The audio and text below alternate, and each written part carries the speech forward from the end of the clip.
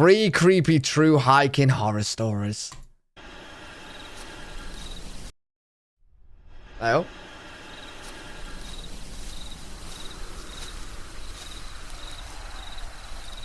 No, Slug, that would be horrible if my door just opened. I once took a trek on the Appalachian Trail in Pennsylvania, which is the longest hiking-only trail in the world. I went it alone just for fun. I went late in the fall though, so it was cold and there weren't many other people hiking. In fact, I think I only ran into like 2 other people going the opposite way. Solo would be so scary because you can come up to anyone and be terrified. Like, you don't know who it is. Part of the trail I was on was in thick forest, and it was definitely a scenic walk. The trail ran alongside a small river, and nothing could be heard but the sound of the flowing river and the early morning birds chirping. It was time for me to sit down and take a break, so I found a big rock sitting aside the river and sat down on it. I took a sip of my Gatorade, and then I could swear I was hearing a baby's cries coming from the distance. Nah. This is why you don't do things solo, because, like, things are more scary. Isn't that right, chat? Lady, thanks so much for the 100 bits. Like, if you're, well, I don't want to be in a forest anyway, but if you're by yourself, a baby cry would terrify you. If you was with friends, a baby cry, you probably just think it's a baby. It was coming from further down the trail in the direction I was walking. Of course, I had to get up and follow the sound of it, because of that off chance that a baby was stranded in the woods alone. As I walked further down the trail though, it seemed like the baby's cries stayed the same distance away. This went on for like half a minute of walking fast before I gave up, and assumed it was somebody with a baby walking down the trail. I sat down on another rock I found on the side of the trail by the river. Eventually the crying seemed to just stop. Like, it didn't fade away really, it just stopped abruptly. Weird. I sat on that rock for 5 minutes, just taking in the nature and taking a few videos on my phone. That's when I heard footsteps approaching nearby. Expecting to see another hiker walking the trail, I saw some frantic-looking woman hurrying over to me. She came so fast and so close that it actually scared me. She stopped uncomfortably close to my face and started screaming at me, "Have you seen my baby?" Oh, I calmly told her I heard a baby crying not too long ago, and told her to follow me. We walked quickly down the trail in the direction I was chasing the sounds of the baby earlier. I looked back every few seconds to make sure she was keeping up with me. Yo, do people do that? Do people go hiking with babies? Like, this is a genuine question. Do people hike with babies? Is that a thing? It is? I won't know. I don't have a baby. And I don't hike either, so some do. Eventually, I summed up the nerve to ask her how on earth she lost her baby, but she didn't answer. So I turned around again and stopped when I saw she was gone. And the weird thing, she was right on my tail just 10 seconds ago. I screamed out for her a few times. Is he hallucinating? The only sounds around me were the sounds of the birds chirping and the river. I figured even if she trailed off away from me, I would at least still be able to see her in the distance. I stood there for a long time deciding what to do next. Just move on with my life and continue the trail, or walk back and try to find this woman. I did one more quick 180-degree scan of the area we just came from. And what I saw next may not sound very disturbing, but it was disturbing to me in that very spot. I saw the woman standing across the river, arms hanging lifelessly at her sides, and she was looking at me. Not saying anything, not moving a muscle, blank expression. Just standing like a statue, watching. That's the horror stance, bro. That's the creepy, psychotic horror stance I got no business being a part of. I am literally sprinting out of there. I had made up my decision right there, and that was to move the hell on with my life right there. I walked as fast as I could away from there until my calves hurt from walking so fast for so long. Eventually, I made it back to my car after looping around another trail. I cut the hike short after what happened. I was truly unsettled by it and even started to question my sanity. Like, did that actually even happen? It seemed so unreal, and yet at the same time, I would have felt real in the sense that I lived it. I just want to know if anyone else who hiked the Appalachian Trail had any kind of freakish experiences like this. Hell no, I don't go outside for that reason. I'm sure hiking the Appalachians is absolutely beautiful. But like, if I'm gonna go, I'm gonna go with a squad. I'm going 20 people. I ain't going by myself. Hell no. I have a preserve by my house since we live in a highly populated suburban area and there isn't much green. It's a huge preserve with miles and miles worth of biking and hiking trails. Hi, Jim.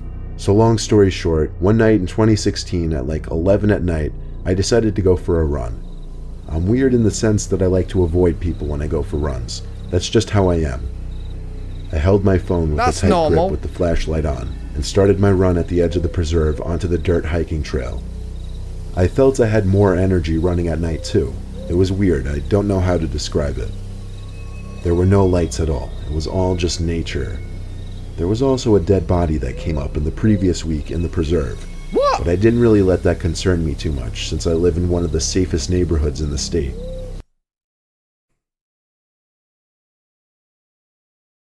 So a week ago, a dead body is where you're running and that don't bother you. Man, you guys are built different. He's built different. Would you guys do the same? Because I'm not gonna lie, if I was on a running trail and a dead body popped up a week ago, I'm changing the trail. I ain't running there. I'm leaving it a good while till I run back there. It was also a weeknight, so there was literally no one else in this preserve but me. Well, that's at least what I thought. I got tired after about 10 minutes of running. Yeah, I used to be out of shape. I had to catch my breath, so the first bench I found, I sat down on. I have to admit, it was creepy as hell being in a pitch black preserve like that all alone. It feels the same as being alone in the middle of a forest. There were weird sounds coming from all around, and to be quite honest with you, it was scaring me. Of course, most of them were animals, so when I heard leaves and sticks crunching nearby, I assumed it was a raccoon or fox or something. But anyone's worst nightmare came true when I noticed something tall hiding behind one of the trees. Oh, no. I couldn't quite tell what it was because an iPhone's flashlight is only so bright. No. I stood up and walked a little closer, and I was kind of doing a crouch walk because for some reason I thought that would make me more low-key. I got close enough to where I saw a hand wrapped around one of the trees.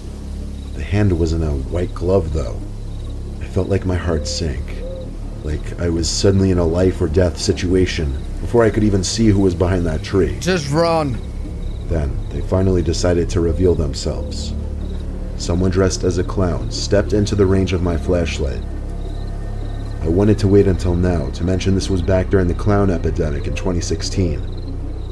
From what I could see in the little light I had, this person went all out with his clown costume. Yo, From crazy the makeup times. right down to the clown shoes. Crazy times that there was a period where literally people was having fun being clowns and absolute terrifying people. Bear in mind as well, some of these clowns got shot on that. Ran over.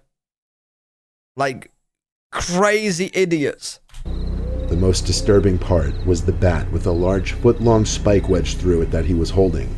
His head was angled down to give a more menacing, terrifying look, and he walked very slowly towards me.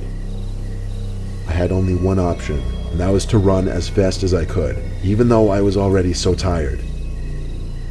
I didn't run on the trail. Instead, I ran into the woods until I felt like I was going to puke. Then I shut off the flashlight and crouched down behind a tree. I heard running zoom past me maybe 10 feet away. No, don't do that. Just keep running. Don't hide. That's scarier.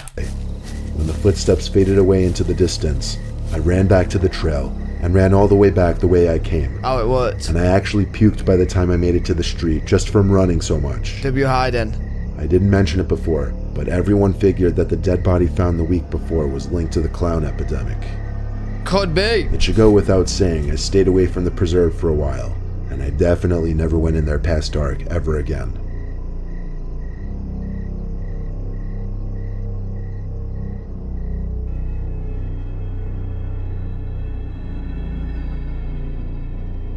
I went on a solo camping trip to the woods a few miles from my house.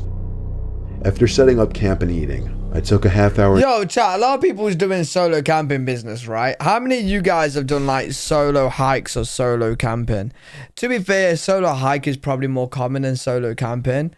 But how many of you guys have done it? nap in my tent and went for a hike. Because I It won. was a normal hike in a rather quiet forest, until I thought I could hear footsteps nearby. I could have just chalked them up to being the footsteps of an animal, but they kind of sounded human-like, if that makes sense. Considering how deep into the woods I was, and how far from any real urbanization I was, it would definitely be odd to cross paths with another person there. I didn't go looking around for anyone though, I just continued with my hike. When I got back to my tent, the first thing that I noticed was that the zipper to my tent was undone, and the door flap was open. Right away, my heart was racing at the thought of someone having been in my tent.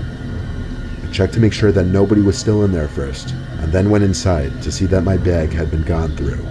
Surprisingly, nothing was taken though. I contemplated packing up and moving spots, but I figured it was pointless. Whoever came already scoped out the place and left, therefore they wouldn't have a reason to come back. Yo. Surely you move. Surely you move. Do you know what I mean? Like, why would you stay there? Fast forward to that night when I finally got in my tent to go to sleep. A few minutes after getting in my sleeping bag, I heard a noise. The first time I heard it, I had no idea what it could be. But the second time I heard it, it sounded like a staticky breathing sound. Aliens. I sat up and looked around my tent, and at that point it went silent. So after sitting up with my heart racing for a decent while, I laid back down and tried to move past it. But after not even having my eyes closed for 10 seconds, I heard it again. Some kind of grainy, staticky breathing noise. I started digging through my bag, and found something I knew for certain I didn't bring with me. I pulled out a huge, archaic-looking walkie-talkie type thing, and the static was emanating from that. I instantly associated it with the footsteps and whoever searched my tent. But all I was thinking was, why would they put that there? Just then the static stopped, and there was a breathing sound once more coming from the big walkie-talkie type thing. And then in a deep, almost unintelligible whisper, I heard the words, "I'm outside your tent." Yeah, and that's exactly why you move tents, bro. That is exactly why you go. It's crazy how in just a couple seconds, your whole world can change, and how your whole body can become overcome with fear. I frantically pressed buttons on the oversized walkie-talkie until it finally seemed to turn off. Then, I heard something hit the ground outside, something heavy. I had a choice. Do I stand ground and protect my belongings and myself, or do I make a straight dash for the pickup truck? When I heard something else hit the ground right outside the tent, I chose the latter and made a run for my pickup. Make a run. I left behind my tent, my sleeping bag, and other equipment. But in reality, none of that stuff really mattered when my life was potentially on the line. For all I know, it was some kind of trap to just get me to leave all my stuff behind for them to take. Or it could have genuinely been someone who intended on harming me. Yo, you know, if you're solo camping, bro, would you not take some sort of weapon with you? Like, surely you won't just go, like, naked. Surely, right? If I ever did anything solo, I'm taking some sort of weapon. Some sort of protection. I live in the UK, so it would have to be a wooden teaspoon, but, you know, it's still something.